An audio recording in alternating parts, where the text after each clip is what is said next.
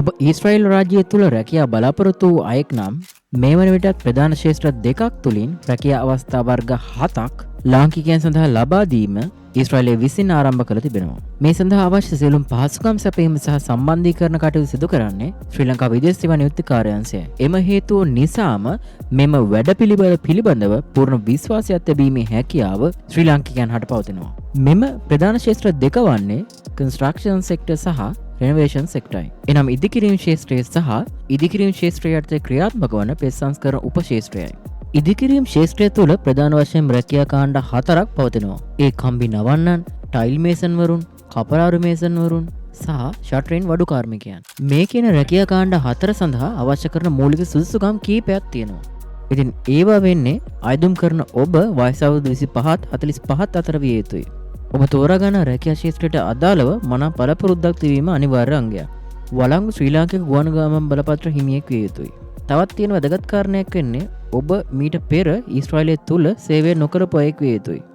ඊශ්‍රායලය තුල පවතින ඕනෑම දේශගුණික සහ කාලගුණික අවස්ථාවක් යටතේ මනා කායික සහ මානසික හැකියාවකින් යුක්තව වැඩ කිරීමේ හැකියාව ඔබට පැවතිය යුතුයි. මේ සඳහා අයදුම් කරන ඔබ නිදාගත රෝග සහ සමාජ රෝග වලින් තොර අයෙක් විය යුතුයි. නීතිමය අතින් ගත් කල පිරිසිදු පොලිස් වාර්තාවක් ඔබ සතු විය යුතුයි. අවම වසර 10කවත් පාසල් අධ්‍යාපනයක් සම්පූර්ණ කර පැවතීම අනිවාර්ය දෙයක්. තරමක මූලික මට්ටමේ ඉංග්‍රීසි දැනුම පැවතීමත් මූලික සුසුකම ලෙස සැලකනවා. එසේම ඔබ මීට පෙර මෙම රැකියා ක්ෂේත්‍ර සඳහා ඉදිරිපත් වී අවසන් කුසලතා පරීක්ෂණයකට සහභාගී වී ඉන් අසමත් වූ අයෙක් නම් මෙවර ඔබට මේ සඳහා අයදුම් කිරීමේ හැකියාව පවතින්නේ නැහැ. ඉහත සුදුසුකම් සපුරා ඊශ්‍රායලය වෙත යන ඔබට සැලකිය යුතු මට්ටමේ මාසික වැටුපක් ඊශ්‍රායලය විසින් ප්‍රදානය කිරීමක් සිදු කරනවා. එම වැටුප ලෙස සඳහන් වෙන්නේ ඇමරිකානු ඩොලර් 1644ක්.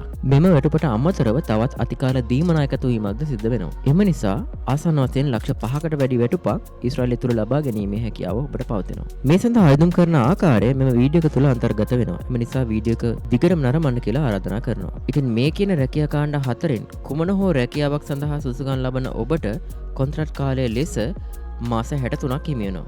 අප මීට පෙර සඳහන් කරන ලද සුසුකම් ඔබ සපුරා ඇතනම් මෙම රැකියා කාණ්ඩ සඳහා ලියාපදිංචි වන ආකාරය මෙම වීඩියෝ එක තුලින් ඉදිරියේදී නැරඹිය හැකියි. අප පෙන්වා දෙන ආකාරයට ලියාපදිංචි වූ පසු මූලික සුසුකම් පරීක්ෂාවක් සඳහා පැමිණීමට දිනයක් සහ වේලාවක් ඔබට කෙටි පණිවිඩයක් ඔස්සේ දැනුවත් කිරීම විදේශ සේවා නියුක්ති කාර්යාංශය විසින් සිදු කරනවා. එසේ නියමිත දිනට නියමිත වේලාවට මූලික සුසුකම් පරීක්ෂණයට සහභාගී වී එයින් සුසුකම් ලැබුවහොත් ඔබ පූර්ව කුසලතා පරීක්ෂණයක් සඳහා කැඳවීමක් සිද්ධ වෙනවා. ඉන් සමත් වන්නේ නම් පමණක් ඊශ්‍රායලයේ පරීක්ෂණ කණ්ඩායම් ඉදිරියේ අවසන් කුසලතා පරීක්ෂණයට ඔබට සහභාගී වීමේ අවස්ථාව හිමි වෙනවා. එයින්ද ඔබ සමත් වුවහොත් පමණක් ඊශ්‍රායලයේ PIBA ආයතනය මගින් ලොතරැයි දිනුමක් ඇදීම සඳහා ඇතුළත් කරන අතර එමගින් තේරීපත් වන රැකියා අයදුම්කරුවන් සහ තේරීපත් නොවන අයදුම්කරුවන් කෙටි පරිවිඩයක් ඔස්සේ දැනුවත් කිරීම ඊශ්‍රායල ඉදිකිරීම් අංශය මගින් සිද්ධ කරනවා. විශේෂයෙන්ම කාර්යාංශය විසින් ඔබව දැනුවත් කරන සේවා ගාස්තු සහ කාර්යාංශයේ ලියාපදිංචි ගාස්තු පමණක් ගෙවීමට වග බලා ගැනීම සිද්ධ කළ යුතුයි. ඒ හැරුණකොට අයදුම් කිරීමට මූලික සමූහ පරීක්ෂණ වලට පූර්ව කුසලතා පරීක්ෂණ සඳහා ඒ වගේම ලොතරැයි ක්‍රමවේදය සඳහා කිසිදු පුද්ගලයෙකුට මුදල් ගෙවීමක් සිදු නොකළ යුතුයි. මීළඟ රැකියා ශේෂ්ත්‍රය වෙන්නේ ඉදිකිරීම් ශේෂ්ත්‍රය යටතේ ක්‍රියාත්මක වන ප්‍රතිසංස්කරණය සඳහා අවශ්‍ය කරන උපශේෂ්ත්‍රය. ඒ යටතේ රැකියා කාණ්ඩ 3ක් සඳහා අයදුම් කිරීමේ හැකියාව පවතිනවා. පළමු රැකියා වර්ගය තමයි ප්‍රතිසංස්කරණ කටයුතු සඳහා සිදු කරන පොදු කටයුතු. ඒ කියන්නේ විදුලි පේන සවි කිරීම, පොටි ඇදීම, බ්ලොක් ගල් භාවිතා කරමින් බිත්ති බැඳීම, ජිප්සන් බෝඩ් භාවිතා කරමින් ශාලා සකස් කිරීම සහ වෙන් කිරීම මේ යටතට අයිති වෙනවා. දෙවෙනි රැකියා වර්ගය වෙන්නේ සෙරමික් ටයිල් වැඩ. තුන්වෙනි රැකියා වර්ගය වෙන්නේ කපරාරු වැඩ. මේ සඳහාත් අවශ්‍ය කරන මූලික සුදුසුකම් පෙර පරිදි ඉදිකිරීම් ශේෂ්ත්‍රය තුළ අවශ්‍ය වූ මූලික සුදුසුකම්ම තමයි. අලුතින් එකතු වන කරුණ තමයි වෙනත් රැකියා කාණ්ඩයක් යටතේ අයදුම් කර පූර්ව කුසලතා පරීක්ෂණයට පෙනී සිටලා එම අයදුම්කරුවන් ඊශ්‍රායල රජයෙන් තමාගේ කැමැත්ත මත නම ඉවත් කළ බවට කාර්යාංශය වෙත ලබා දෙන ලිපියක් හෝ කෙටි පණිවිඩයක් සතු විය යුතු යන කරුණ.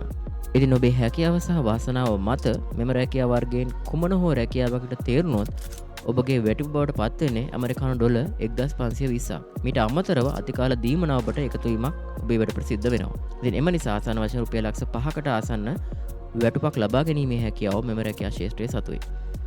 ඔබේ කොන්ත්‍රාත් කාල සීමාව වෙන්නේ මාස 63ක්. ඔබ මේ සඳහා අයදුම් කිරීමට ශ්‍රී ලංකා විදේශ සේවා නියුක්ති කාර්යාංශය නිල වෙබ් අඩවි වෙත පිවිසීමක් සිදු කළ යුතුයි.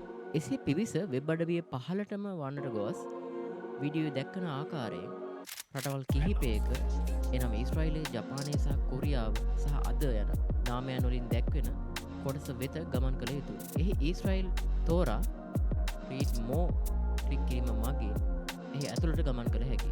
එහි announcement කොටසේ ඇති construction and renovation vacancy in Israel කොටසේ read more ක්ලික් කිරීම ඔබට මෙම රැකියාව සඳහා අයදුම් කිරීම සිදු කළ හැකියි. එහි construction and renovation vacancy in Israel වෙත ගොස් create application ක්ලික් කිරීම මගින් ඔබට මෙම රැකියාව සඳහා අයදුම් කිරීමට අවශ්‍ය කරන තොරතුරු පිරවීමේ පෝරමේ ලැබීම සිද්ධ වෙනවා. ඉතින් මෙහි නිවැරදි ආකාරයෙන් ඔබේ තොරතුරු ඇතුළත් කර submit details ක්ලික් කිරීමෙන් මෙම රැකියාව වෙත අයදුම් කිරීමේ හැකියාව තියෙනවා.